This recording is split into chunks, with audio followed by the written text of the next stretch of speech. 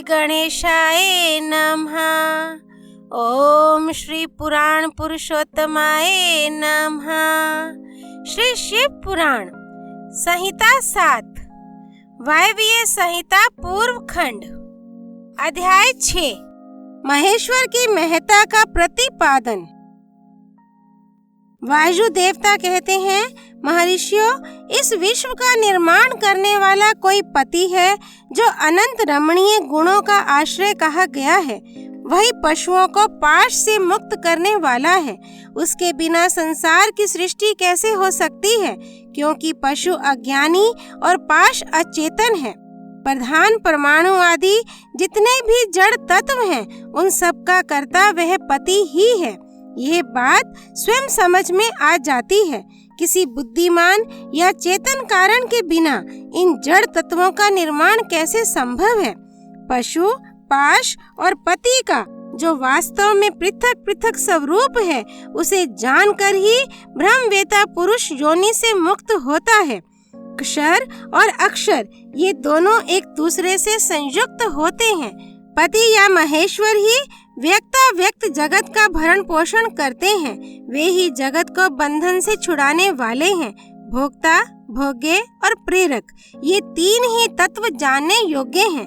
विज्ञ पुरुषों के लिए इनसे भिन्न दूसरी कोई वस्तु जानने योग्य नहीं है। सृष्टि के आरंभ में एक ही रुद्रदेव विद्यमान रहते हैं, दूसरा कोई नहीं होता। वे ही इस जगत की सृष्टि करके इसकी रक्षा करते हैं और अंत में सबका संहार कर डालते हैं। उनके सब और नेत्र हैं, सब और मुख हैं, सब और भुजाएं हैं और सब और चरण हैं। ये ही सबसे पहले देवताओं में ब्रह्मा जी को उत्पन्न करते हैं। श्रुति कहती है कि रुद्रदेव सबसे श्रेष्ठ महान ऋषि हैं। मैं इन महान अमृत स्वरूप अविनाशी पुरुष परमेश्वर को जानता हूँ। इनकी अंग कांति सूर्य के समान है। ये प्रभु अज्ञान अंधकार से परे विराजमान है। इन परमात्मा से परे दूसरी कोई वस्तु नहीं है।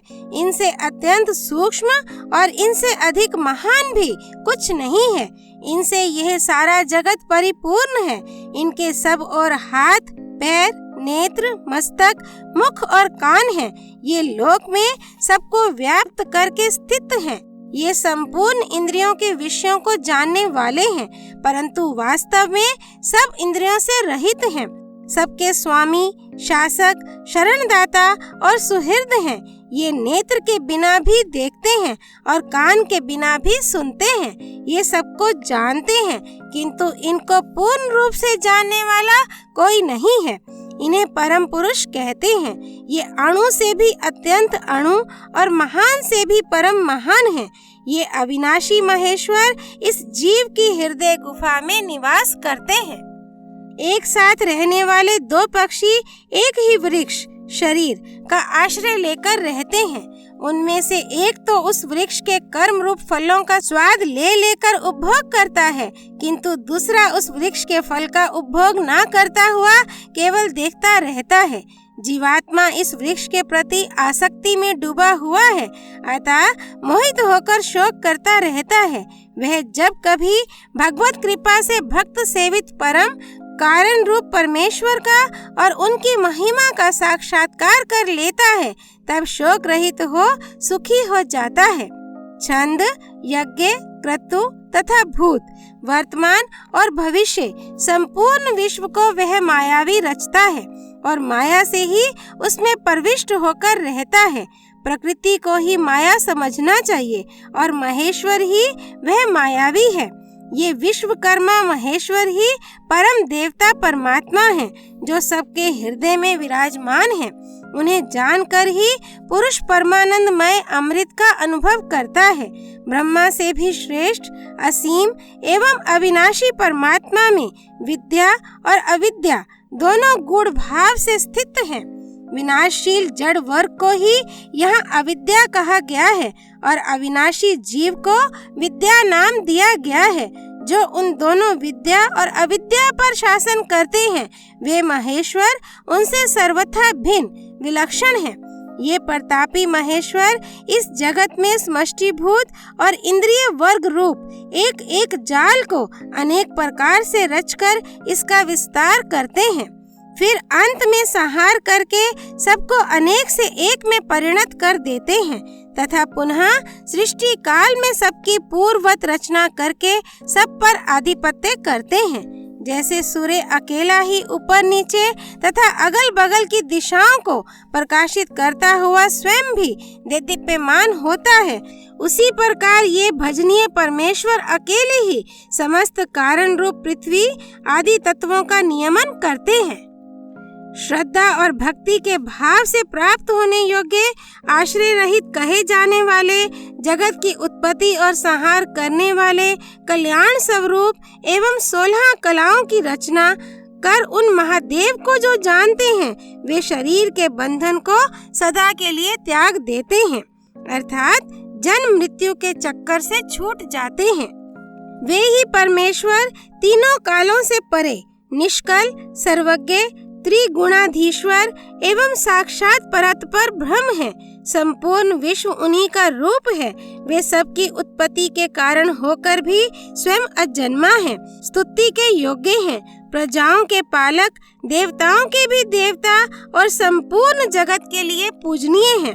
अपने हृदय में विराजमान उन परमेश्वर की हम उपासना करते हैं जो काल आदि से परे, जिनसे यह समस्त प्रपंच प्रकट होता है, जो धर्म के पालक, पाप के नाशक, भोगों के स्वामी तथा संपूर्ण विश्व के धाम है, जो ईश्वरों के भी परम महेश्वर, देवताओं के भी परम देवता तथा पतियों के भी परम पति हैं। उन भुवनेश्वरों के भी ईश्वर महादेव को हम सबसे परे जानते हैं। उनके शरीर रूप कार्य और इंद्रिय तथा मन रूपी कारण नहीं है। उनके समान और उनसे अधिक भी इस जगत में कोई नहीं दिखाई देता। ज्ञान, बल और क्रिया रूप उनकी स्वाभाविक पराशक्ति वेदों में नाना प्रकार की सुनी गई है। उन्हीं शक्तियों से इस संपूर्ण विश्व की रचना हुई है। उसका ना कोई स्वामी है, ना कोई निश्चित चिन्ह है, ना उस पर किसी का शासन है। वह समस्त कारणों का कारण होता हुआ ही उनका अधीश्वर भी है। उनका ना कोई जन्मदाता है, ना जन्म है, ना जन्म के माया मलादि हेतु ही है। वह एक ही संपूर्ण विश्व में समस्त भूतों में गुह्य रूप से व्याप्त है। वही सब भूतों का अंतरात्मा और धर्माध्यक्ष कहलाता है। वह सब भूतों के अंदर बसा हुआ सबका दृष्टा, साक्षी, चेतन और निर्गुण है। वह एक है, वशी है, अनेकों विश्वात्मा निष्क्रिय पुरुषों को वश में रखने वाला है। वह नित्यों का नित्य, चेतनों का चेतन है। वह एक है, कामना रहित है और बहुतों की कामना पूर्ण करने वाला ईश्वर है। सांख्य और योग अर्थात ज्ञान योग और निष्काम कर्म योग से प्राप्त करने योग्य सबके कारण रूप उन जगदीश्वर परम देव को जानकर जीव संपूर्ण पाशों बंधनों से मुक्त हो जाता है। वे संपूर्ण विश्व के सृष्टा, सर्वज्ञ, स्वयं ही अपने प्राकट्य के हेतु ज्ञान स्वरूप, काल के भी सृष्टा, संपूर्ण दिव्य गुणों से संपन्न, प्रकृति और जीवात्मा के स्वामी, समस्त गुणों के शासक तथा संसार बंधन से छुड़ाने वाले हैं।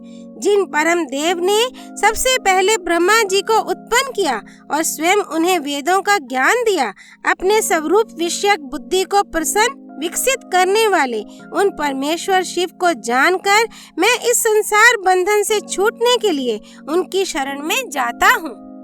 ये वेदांत शास्त्र का परम गोपनीय ज्ञान है। पूर्व कल्प में मुझे इसका उपदेश किया गया था। मैंने बड़े भारी सौभाग्य से ब्रह्मा जी के मुख से इस ज्ञान को पाया था। जो शम दम से रहित हो उसे इस परम उत्तम ज्ञान का उपदेश नहीं देना चाहिए। जो अपना पुत्र सदाचारी तथा शिष्य ना हो उसे भी नहीं देना चाहिए। जिनकी परम देव परमेश्वर में परम भक्ति है, जैसे परमेश्वर में है वैसे ही गुरु में भी है, उस महात्मा पुरुष के हृदय में ही ये बताए हुए रहस्यमय अर्थ प्रकाशित होते हैं। अतः संक्षेप से यह सिद्धांत की बात सुनो। भगवान शिव प्रकृति और पुरुष से परे हैं। वे ही सृष्टि काल में जगत को रचते और संहार काल में पुनः सबको आत्मसात कर लेते हैं। अध्याय 6 संपूर्ण। आकाश जन्मा वायु देवता की जय। नैमिषारण्य धाम की जय। भगवान शिव शंकर की जय। हर हर महादेव। श्री हरि अर्पणमस्तु।